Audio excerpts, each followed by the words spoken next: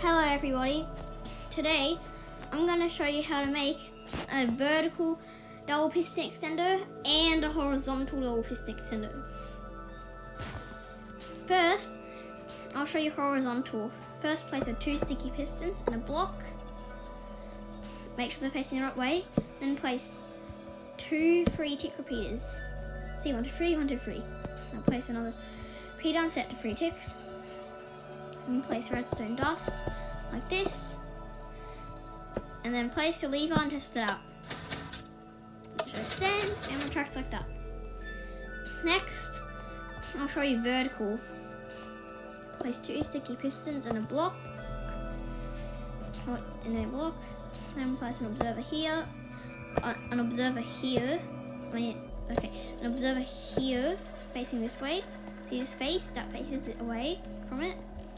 And then place a temporary block there. Place a temporary block here. And then place a block there. Observer there.